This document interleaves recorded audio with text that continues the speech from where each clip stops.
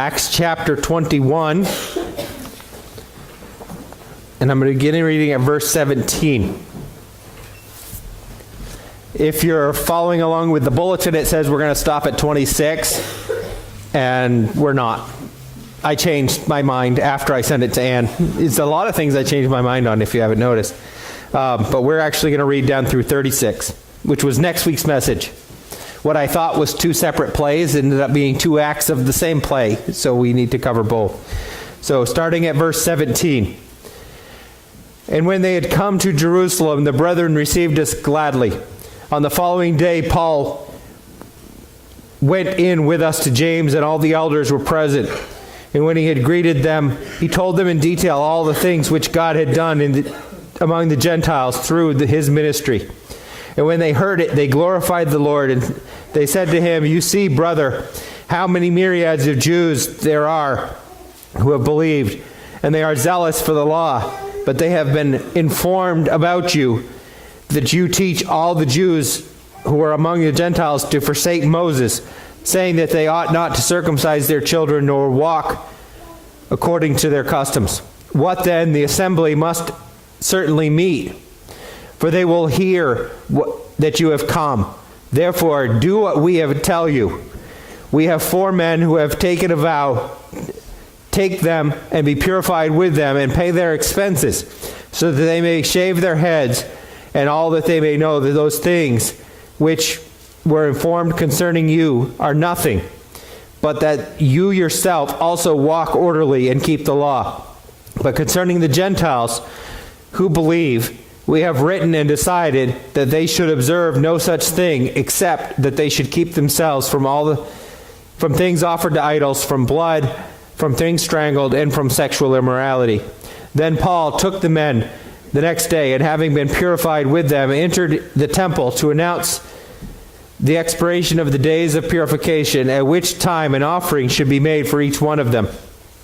Now, when the 7 days were almost ended, the Jews from Asia, seeing him in the temple, stirred up the whole crowd and laid hands on him, crying out, "Men of Israel, help! This is the man who teaches all men everywhere against the people, the law, and this place. And furthermore, he also brought the Greeks into the temple and has defiled this holy place. For they had previously seen Trophimus the Ephesian with him in the city, whom they supposed that Paul had brought into the temple. And all the city was disturbed, and all the people ran together, seized Paul, and dragged him out of the temple. And immediately the doors were shut, and they were seeking to kill him. News came to the commander of the garrison, and that all Jerusalem was in an uproar. He immediately took soldiers and centurions and ran down to them. And when they saw the commander and the soldiers, they stopped beating Paul. The commander came near and took him and commanded him to be bound with 2 chains. And he asked who he was and what he had done. And some among the multitude cried one thing and some another. So when they could not ascertain the truth because of the tumult, he commanded him to be taken into the barracks. When he reached the stairs, he had to be carried by the soldiers because of the violence of the mob.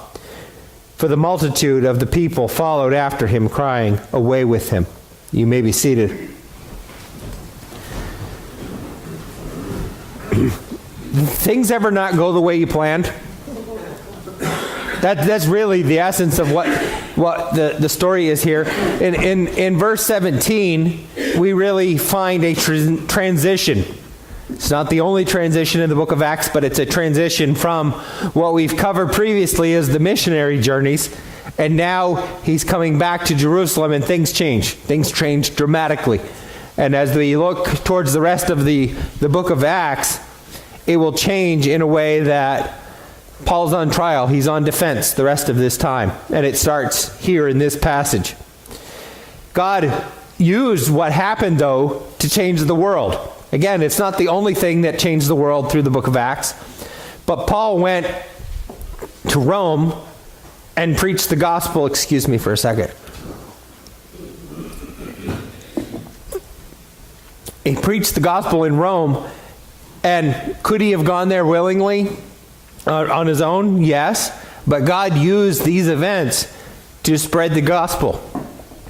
Paul has survived conflict pretty much everywhere that he's gone. Not every single place, but 9 times out of 10, the cities that he went to, he was in conflict.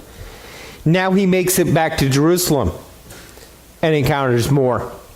What Paul hoped for was peace and a peaceful re-entry and a good time with the church and the leaders. Started off that way, just didn't finish that way. He was bringing back the offering from the churches, and granted, this was not a small offering. He had collected this, and he had with him a group of men that represented these churches, and they were each bringing the contribution from their churches back to Jerusalem. That would be nice, wouldn't it? The church that was desperately needing funding, and we're not talking the organization at that point that needed funding, we're talking the people. They had sold everything at one point, and now they're under intense persecution. More importantly than even that, what was he bringing back? Very quickly it says here, he's bringing back the report of all that the gospel had done. The many, many unbelievers that had come to the Lord because of the message of the gospel. And there was salvation. Now one would think that this would bring the church together. That it might unite the church, the Jews and the Gentiles. This was a work that needed to be of God. You know, unity, we talk about this in a minute, I suppose, but unity is something that is critically important in the church today. And I don't know if you've watched anything, anywhere, especially online, there is a lack of unity everywhere. Not just in churches, it's in our whole society. But unity is critically important. But unity doesn't just come. One, especially in a church, doesn't God have to give it? And number two, it has to be fought for. It is not something that just comes. It's something you strive and fight for to have it. God chose at this point not to necessarily bring the unity the way that Paul would have done it. The way that anybody, even us, would have done. See, we all, even in this situation, he didn't keep Paul from the Jewish opposition that he faced. We know that because we've read the whole story, right? We don't know it at the beginning, but we know it because of the context. But this unity is something that is constantly fought for. Today it can be over money, it can be over race, it can be over politics, it can be over theology. You know, we're progressing back towards even spiritual things, right? There's arguments even today over theology, over what's right, what's wrong. And you know, it can even be good things that we argue over. Good things that maybe we have an opinion that God has brought us to over. The question is it taking us away from the gospel? And I think that's what's happening here. It takes away from the gospel. Now it's unbelievers causing this insurrection here, right? But the more we get caught up in little things, the more it takes away from the fact that we're actually bringing unsaved people to the gospel. You know, I have opinions about, this is a surprise. I have opinions, okay? But you know what? If I spend all my time fighting for my opinion, and I don't spend any time preaching the gospel or talking to unsaved people, what good are my opinions? There's nothing. It's useless. Am I right to have opinions? Yeah, I'm right to have informed, wise, godly opinions, but it can't keep me from it. There are so many people in churches today that will spend time fighting over things that don't matter because of the gospel. That's what matters. We fight over Bible versions, we fight over music, we fight over theology, all of these things that in the end, if we're not preaching to the unsaved, what's the most important thing? Now, I'm not saying that these things don't matter. What I'm saying is they're not the most important thing. that if it keeps us from the gospel, then we've missed the boat. And I think there's an aspect here of, yay gospel, yay salvation, but. And it's the but that gets them a little bit out of line. The question for each of us, are we ready to work for unity? Are we really willing to work? Because it is work. You know, if we're going to be united, we have to talk through some things that we don't like, right? If we're not willing to talk about things, then it makes unity very difficult. These believers did welcome him. It says on the following day they brought us to James. James is the brother of Jesus who wrote the book of James, but he was also I don't know if it was official or unofficial, but he was the head of the church in Jerusalem. They brought him in with the elders. And when he had greeted them, Paul, he told them in detail those things which God had done among the Gentiles through his ministry. Again, things started off really well, didn't they? This is a missionary report. He's coming back saying, this is all that God accomplished. I was there. It was through what I did, but it was God who did it. And there was great praise for it. Verse 20 starts, and when they heard it, they glorified the Lord and said to him, there's a big but that comes here.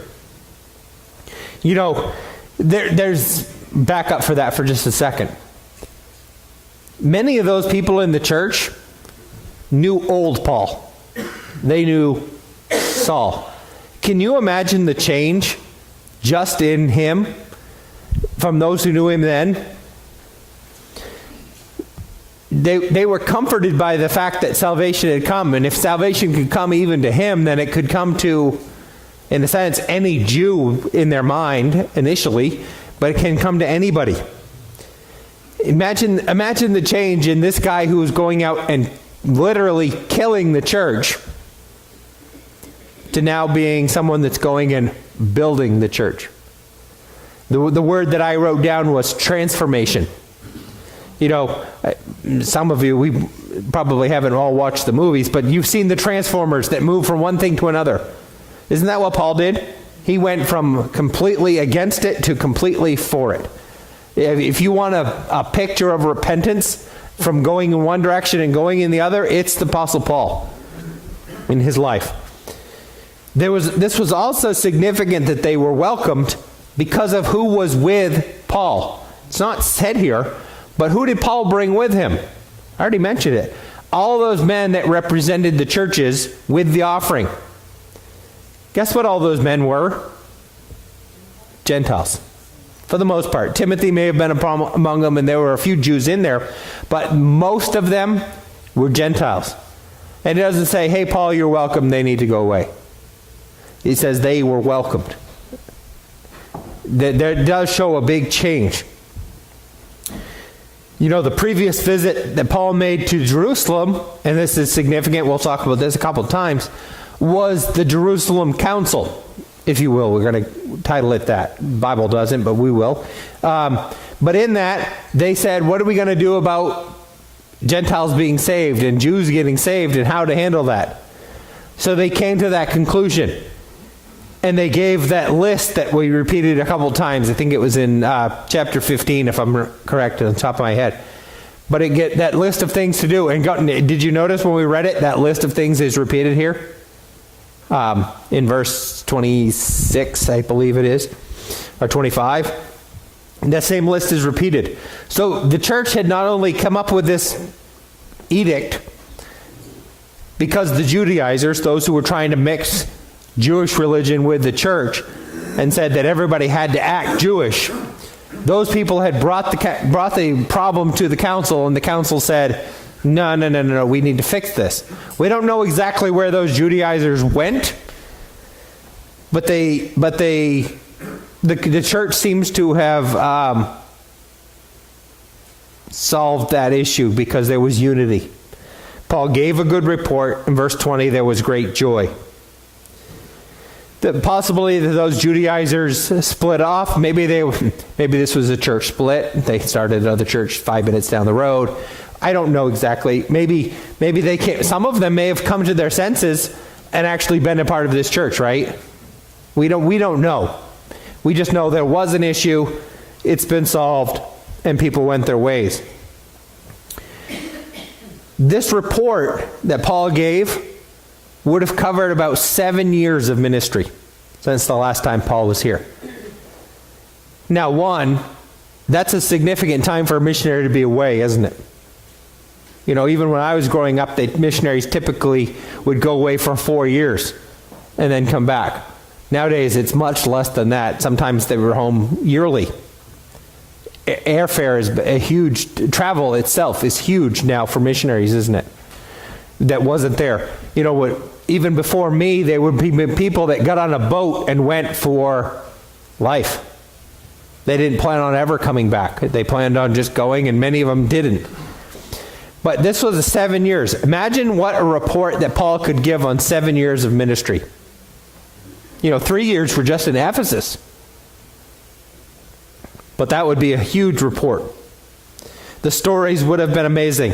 Had there been a slide presentation, we would have been riveting, right? Let alone PowerPoint, but slides themselves. I remember growing up and watching all these slide things, and now we see the technology, and it's just great. But imagine if Paul had been able to do that. How long would it take to give a 7-year report? We lose all that just reading a verse, and it's just a little phrase in there, isn't it? Now, notice that they continued in their joy. It says, and they glorified the Lord. And they said to him, you see, brothers, how many myriads of Jews there are who have believed and are zealous for the law. Now, that's a little bit weird for us, to be honest, because in most of Paul's travels, who were the groups that were coming to the Lord in Mass? The Gentiles. He would preach to the Jews, but Gentiles he ended up going to because the Jews rejected him. Now, not all the Jews rejected him, but if you were to put it in a balance scale, it would be heavily balanced towards the Gentile side, right? So when they say there were myriads of Jews, is there even concern here for the Gentiles at all? No. Their concern had to do with the Jews and the fact that Paul was telling them that they didn't have to follow Moses.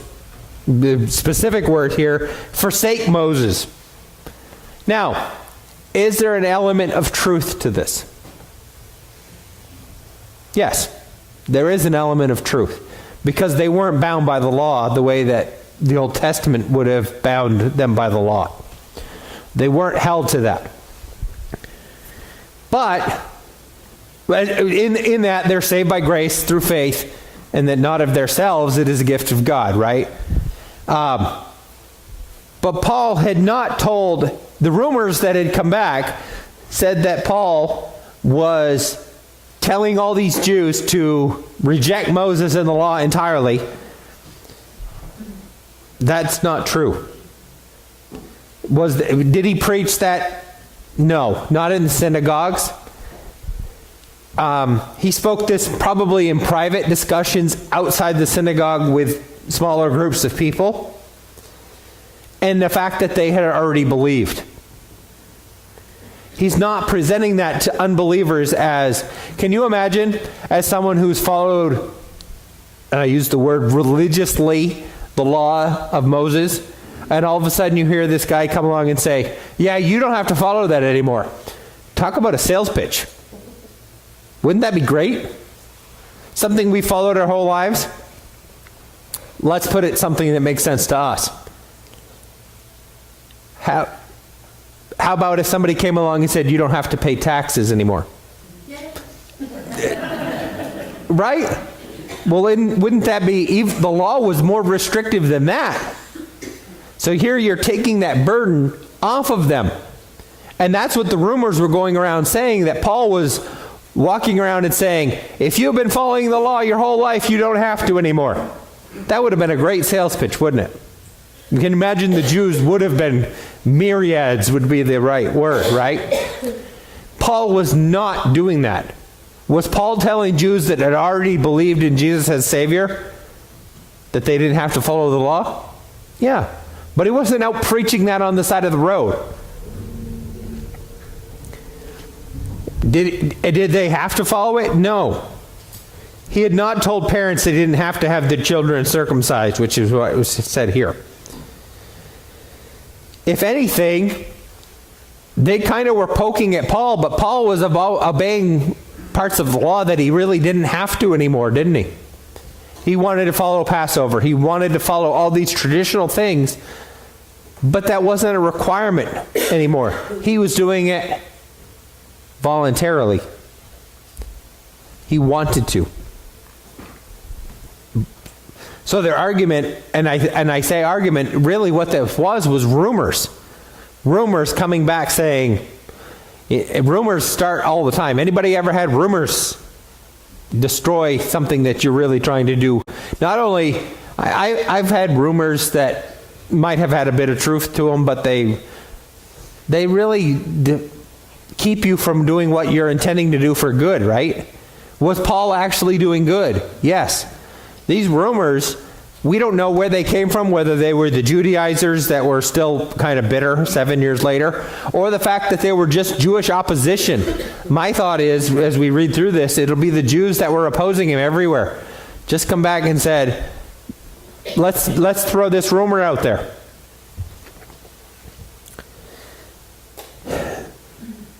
These Jews hated him. And the word spread.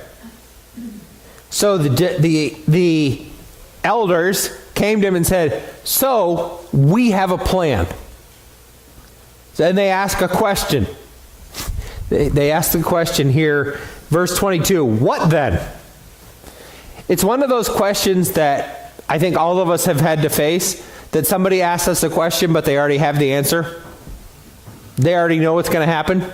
And that's exactly what happens here. They're proposing a question, and what I see here, and again we're reading into it a little bit, I don't think they gave Paul even a chance to argue it, to give his point. He goes, so what are we going to do? Here's what we're going to do. They don't even stop. They just say, here's what we're going to do. What then? The assembly certainly will meet, for they were here and hear what you have come. Therefore, do what we have to tell you.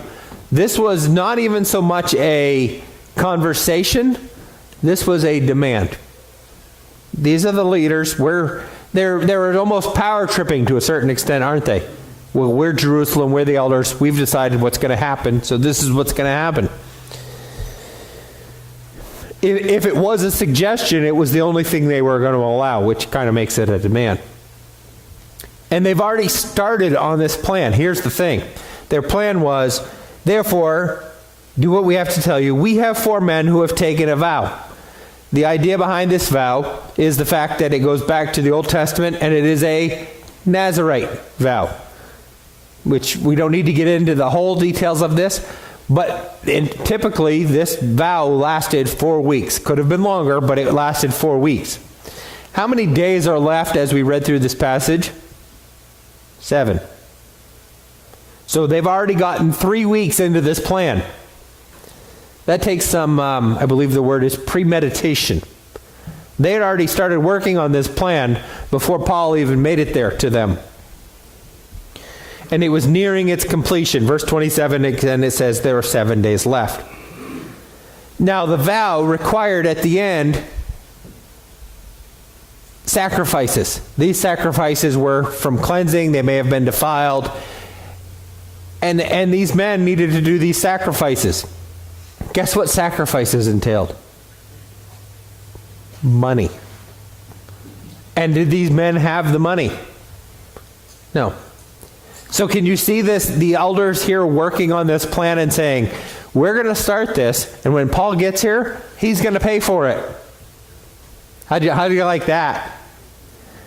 Next week, we're going to have an offering. We're just going to tell you, it's going to be out at spur of the moment, whatever, and just say, you have to give. No, I'm not doing that, but you understand the point? Paul's here, shows up. Hi, how's it going? This is everything God did. Great. We have a plan for you. And it involves you spending a lot of money. Now, in this, they wanted Paul to take the vow as well and join them and pay for everyone. Now, it's likely that the additional sacrifices would have come because 3 weeks through this process, these men probably would have defiled themselves doing something, so they would have to pay additional sacrifices when they got to the temple. Now, adding Paul into the mix, how much defiling do you suppose the Israelites would have said that Paul did by traveling through all the countries that he did? Whatever their biggest record was, if they had a tote board up saying, this is all the defiling that we've had, Paul would have been at the top of it immediately. He'd spent 7 years away from the temple, going through all of these Asian cities and European cities, and his list would have been high. This would have been an expensive proposition for Paul. The wisdom of this decision can be debated. But clearly what we find here is it backfired.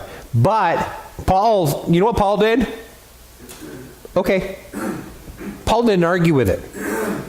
Paul's like, this is what the council says, this is what I'm going to do. I don't know that Paul thought it was wise.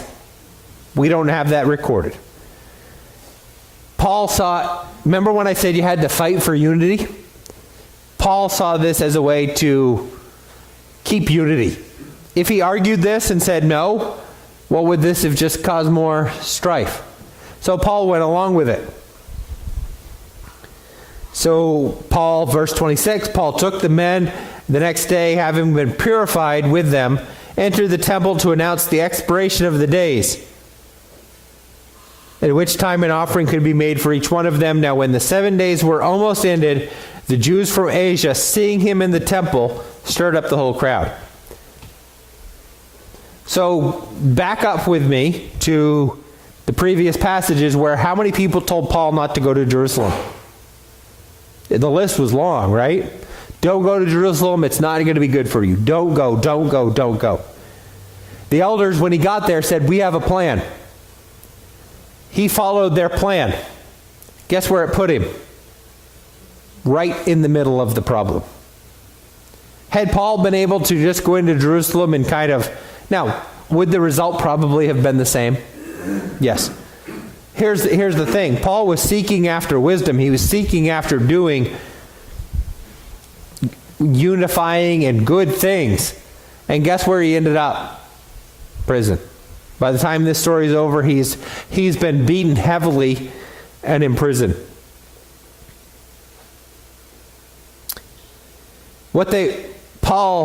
They were suggesting this for a couple reasons. The result was they were looking for would be that the Jews would see that he was following the law and that the rumors were just rumors.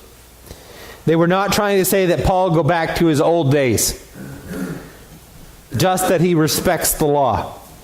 The wisdom, again, can be debated.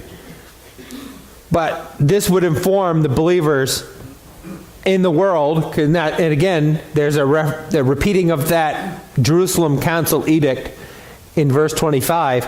This would again inform the world and the Jews that were believers how to pacify the other believers in their other non-believing Jews in their towns, and how to make peace and keep harmony and sensitivity. I don't know that would be the only solution, because unless you believed with the Jew fully, then you probably didn't believe with them at all. They were going to be upset. But there is wisdom in that edict, right? So anyway, Paul went along. There was peace for most of the 7 days, and then at the end there was trouble. Jews from Asia stirred up the trouble. Verse 27, now when the 7 days were almost ended, the Jews from Asia, seeing him in the temple, stirred up the whole crowd and laid hands on him. So these Jews that had caused problem for him everywhere, it was a regular habit for these Jews to be back in Jerusalem, especially at feasts and all of these things. There were requirements to be there. They caused problems. And in essence, what happened here, is not at least at first, a judicial arrest, but it was more of a mob arrest. And then the Jews did come. The Romans did come and actually arrest him. They wanted order restored quickly. And you'll notice that that's what the problem was. That Jerusalem was unsettled, and they were trying to come and calm it down. That's what the Rome wanted, was just people to obey. They could do what they wanted. They could follow their religion as long as they stayed in order.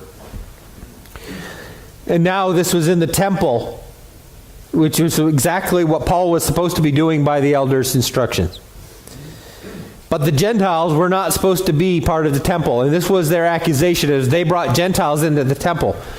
What had happened was Paul had been previously out on the streets of Jerusalem, and Trophimus was with him. Trophimus being a Gentile.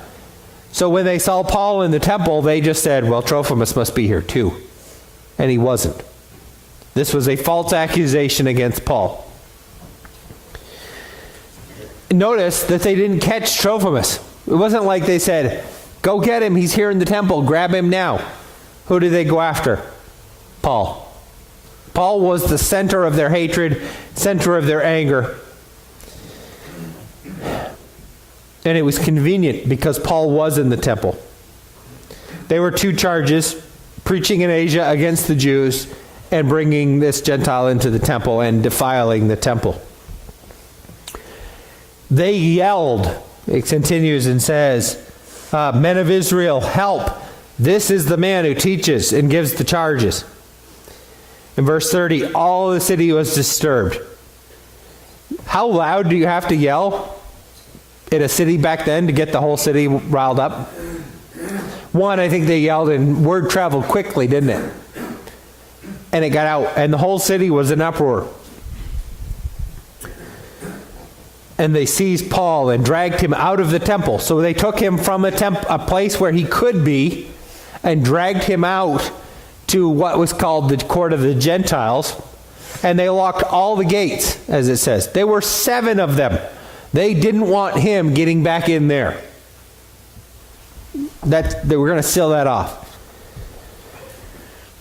And they wanted him dead, and they wanted him dead immediately. They were so loud with this yelling, and it goes a little bit later in the story, the Romans couldn't even hear what the charges were. That was how loud they were. Technically, as much as they wanted him dead, who was the only ones allowed to kill people? Rome. That's what happened with Jesus, right? There was a little bit of freedom in that. A little bit of flexibility, if you will. Because who stoned Stephen? The Jews stoned Stephen. So there was a little bit of flexibility. Stoning would have been the correct, if you take the false charge for what it was, for blasphemy. The correct result for blasphemy, according to the Old Testament, would have been stoning. It doesn't appear that they were going to stone him here. It says they were just beating him up. They were just going to beat him to death. This was hatred. This was anger.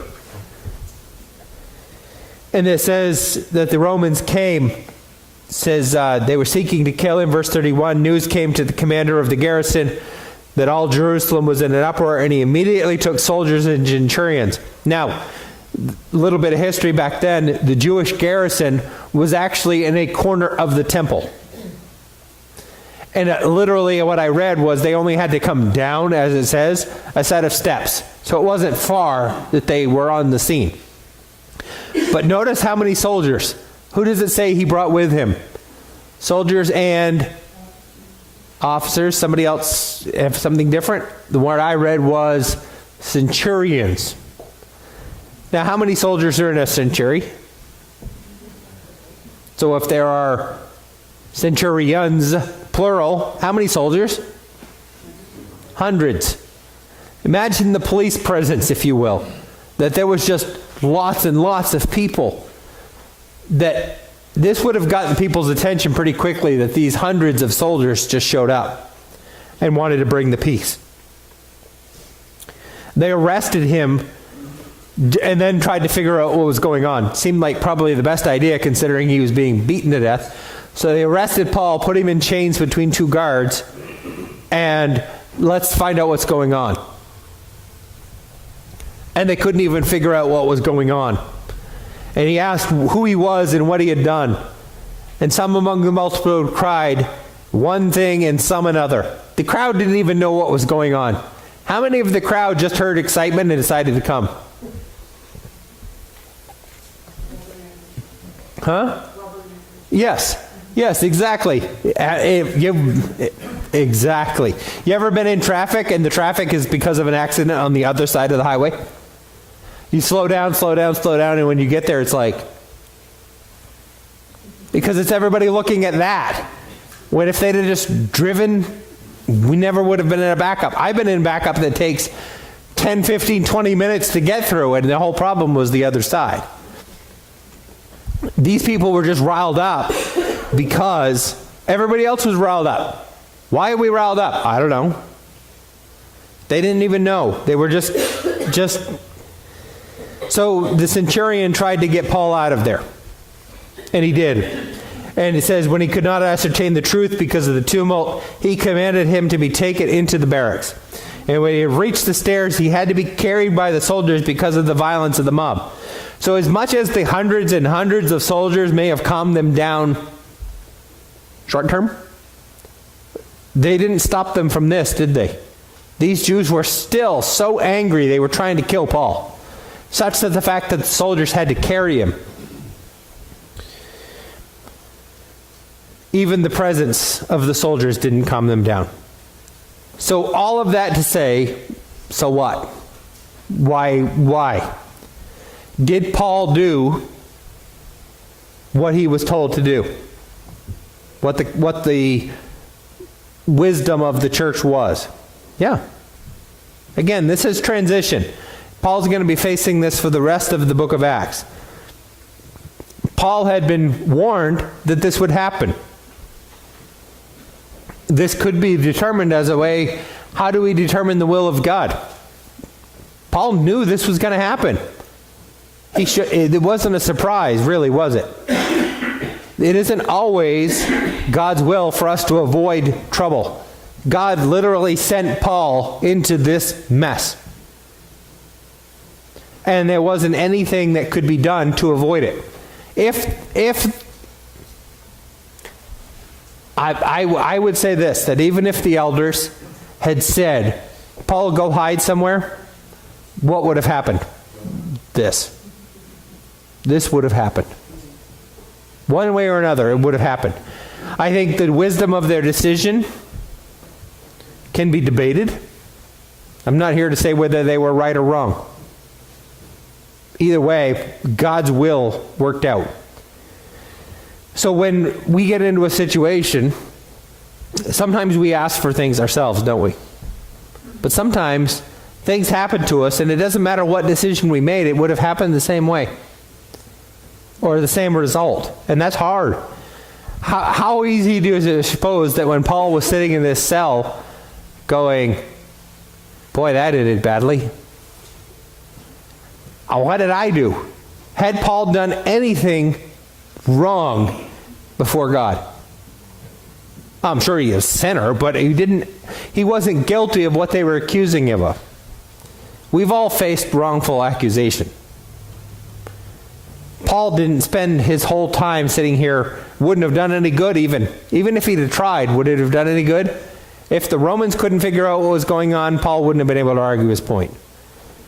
Here it this is the wisdom that the church said this is to show the Jews that you agree with them to a certain extent. And the Jews didn't want any part of it. Sometimes God just has us in a place that's beyond our means. Are we okay with that? Are we willing to go into those situations, even at great cost? Paul lost his life over this. Even at great cost, and allow God to do what God wants to do. Because God clearly sent him here. That's hard, isn't it? God sent him to his death. How'd you like that on your tombstone? But it's the reality of what we read through the book of Acts. And Paul willingly went. Are we willing to do whatever God wants us to do, no matter the cost?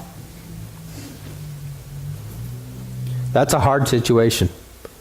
But in light of that, why was he doing it? Because of the grace that we just sang about a little while ago. God went to the death for us. Paul was willing to do whatever it took because Christ did what it took for us. And he did it for all of us. Are we willing to just do the same? Whatever it takes. Dear Heavenly Father, Lord, you have done so much for us. Lord, as Paul said, I'm willing to go even to the death. And he did. Lord, what are we willing to do? Lord, are we willing to fight for the unity? Or are we willing just to walk away and let it be? Are we willing to go to extreme measures to accomplish what your will is? Lord, that could be any different number of things. But Lord, help us to have that wisdom, that lack of self-preservation, I guess is the word I would use. The lack of self-preservation to do what you want us to do in spite of the cost, knowing that the cost that you paid is far higher. Lord, give us that grace and help us to live each and every day in light of that grace that you've bestowed on us. We ask all these things in your name. Amen.